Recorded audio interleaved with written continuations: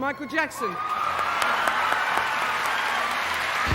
Once upon a time, the Grammys were the pinnacle of musical achievement. They were the gold standard, the ultimate recognition of musical excellence. But as the years went by, something changed. Were they still a true measure of artistic greatness, or had they become nothing more than a hollow industry spectacle? Winning one meant you were a legend. Your name was carved into the Mount Rushmore of music. Metaphorically, of course, because, actual Mount Rushmore is reserved for old guys who never dropped a platinum album.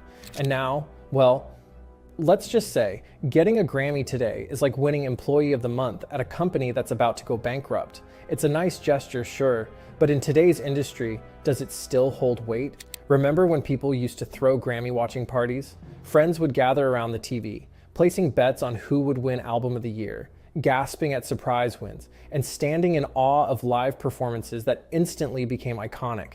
It was an event, a moment that brought music lovers together. Won't you look at me? Now, people barely remember to tune in.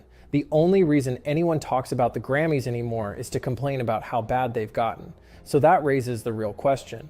Are the Grammys still relevant? The Grammys weren't always a glorified industry backpatting session.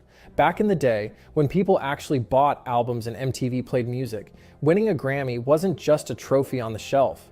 It was a stamp of cultural significance, a validation of artistry, talent, and sometimes even innovation. Names like the Beatles, Stevie Wonder, Madonna, and U2 dominated the ceremony. And guess what? They actually deserved it. The performances, iconic.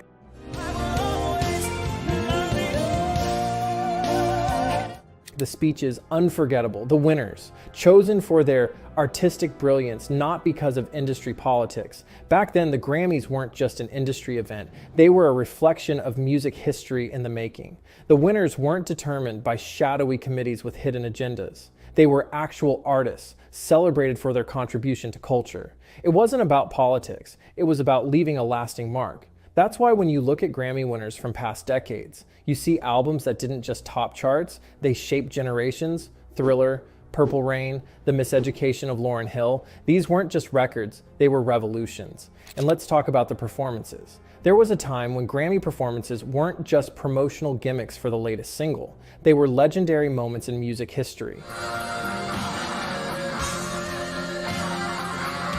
Prince delivering one of the most electrifying sets ever. Whitney Houston's voice sending chills through an entire generation. Michael Jackson redefining what it meant to own the stage.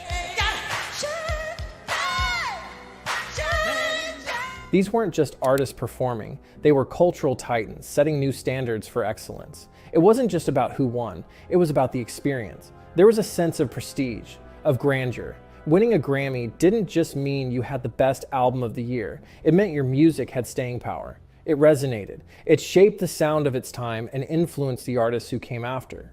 But then, the cracks started to show.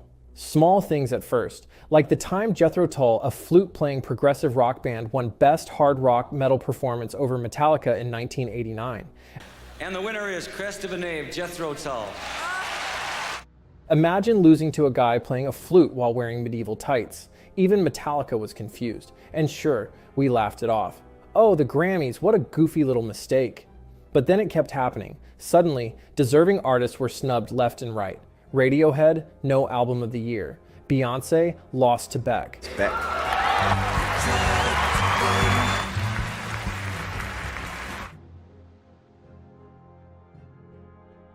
Groundbreaking records got ignored, while predictable crowd pleasers got the trophies. It was no longer just a few weird one-off mistakes, it was becoming a pattern.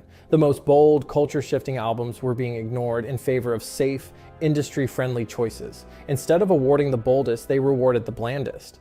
Albums that pushed boundaries and redefined genres were consistently overlooked in favor of artists who fit the industry mold a little too perfectly. It's almost like the Grammys weren't about rewarding the best anymore, but about maintaining a certain status quo.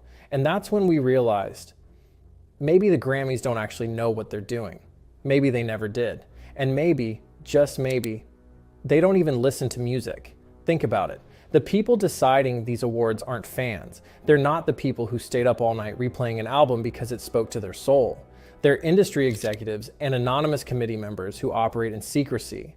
Take, for example, the 2021 Grammys.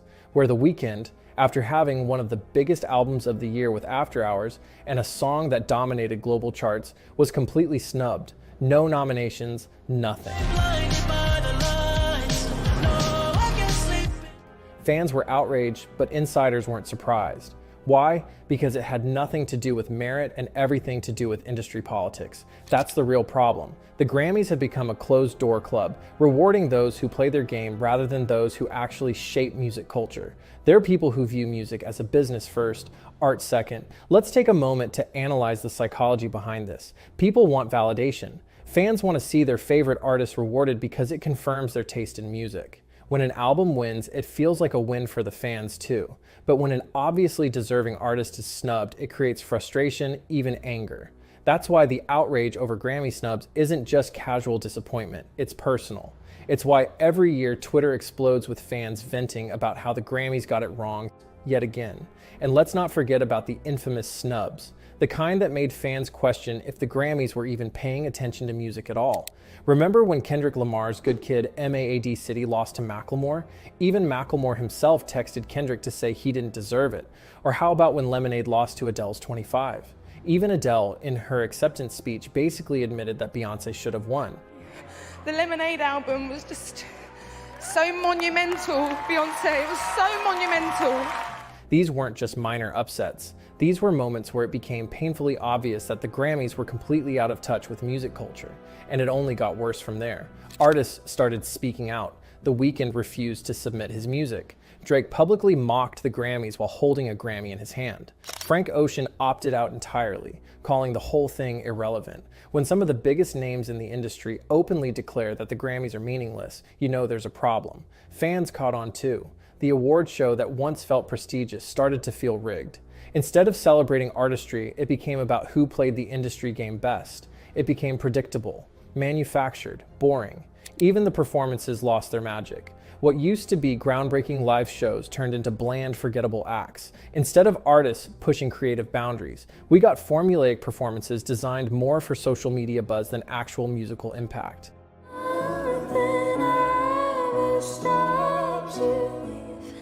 It became clear. The Grammys were no longer about the music, but about manufacturing viral moments. They weren't trying to be the most important night in music anymore. They were trying to be the most trending night on Twitter. And that's exactly why people stopped caring. The artists don't trust it. The fans don't trust it. Even the presenters look like they're forcing themselves to act excited. Once upon a time, winning a Grammy meant your music had truly left a mark on the world. Now, it just means you played the industry game well enough to get a trophy. And that's why year after year, fewer and fewer people bother to watch. The Grammys didn't just lose their prestige, they lost their soul. If you had to pinpoint the exact moment the Grammys went from prestigious to a joke, it would depend on how much disappointment you can handle. Macklemore over Kendrick, The Weeknd erased, Kanye using his Grammy as a urinal. Pick your disaster. Even Macklemore knew he shouldn't have won. When the winner himself has to text the loser to apologize, something's seriously wrong. That's like getting an Oscar for Best Actor and immediately asking the Academy if they meant to give it to someone else. That's like winning the lottery and immediately asking for a refund. But nothing screamed, we don't actually care about music, more than The Weeknd's 2021 snub. Blinding Lights was literally the biggest Billboard hit ever. The Grammys, they acted like it didn't exist. The industry wasn't just out of touch, it was actively ignoring the biggest artist on the planet. People started to put the pieces together. The Grammys weren't about artistic achievement. They were about industry politics, backroom deals, and rewarding the right people, whatever that meant. Take, for example, how artists like Nicki Minaj and Zayn Malik have openly called out the Academy for its shady selection process. Fans noticed how certain artists, despite dominating charts and critical acclaim, were consistently overlooked while industry favorites continued to collect trophies. It's been many, many years.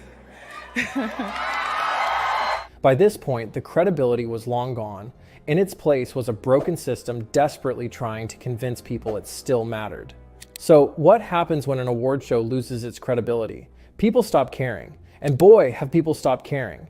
Ratings? In free fall. The 2021 Grammys had the lowest viewership in history. Social media engagement, mostly just people roasting their terrible choices. Artists, More and more of them are boycotting the show entirely. It's not just the artists who've checked out, fans have too. The Grammys used to be an event. People would actually watch to see who won. Now the only thing trending about the Grammys is how bad they are. The memes get more engagement than the winners. When your biggest viral moment is a meme about how irrelevant you've become, you've already lost. And then there's the performances. Remember when Grammy performances were legendary? Now they feel like corporate ads wrapped in auto-tuned mediocrity. Instead of thrilling live moments, we get bland, overproduced performances that feel more like TikTok promos than musical artistry. Memes and viral culture have done more to dismantle the Grammys than any boycott ever could. Remember the #Scammys hashtag trending on Twitter? Fans have turned Grammy snubs into running jokes, with viral posts comparing deserving artists to the industry's chosen ones. A single meme about how out of touch the Grammys are gets more engagement than the actual winners. Justin Timberlake. Ha! It actually goes to Nelly. When your award show is more famous for its failures than its successes, you've failed. So, is there any hope?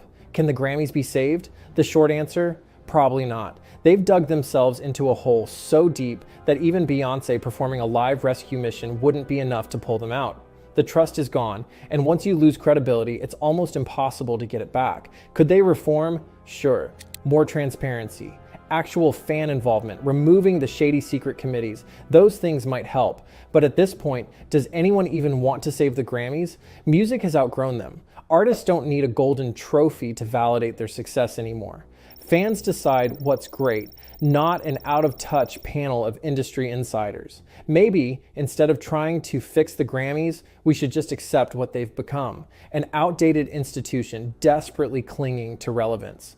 Other award shows, like the Brits and Billboard Music Awards, have adapted by incorporating fan votes or streaming data, making them feel more reflective of modern music culture. Meanwhile, the Grammys still act like they're the only game in town, oblivious to the fact that artists and fans have moved on. Billie Eilish. Well done, Billie. Peace and love. And now, in a last-ditch effort to stay relevant, the Grammys are moving to ABC and Disney Plus in 2025, because nothing screams cutting-edge music authority like the same company that owns Mickey Mouse. So congratulations to the next batch of Grammy winners. Thank you. Enjoy your trophy. Just don't be surprised when no one remembers who won a week later. If you enjoyed this breakdown of the Grammys' downfall, make sure to like, comment, and subscribe for more deep dives into the absurdities of pop culture. And hey, unlike the Grammys, your support actually matters. All right, salute. I appreciate y'all. Love y'all.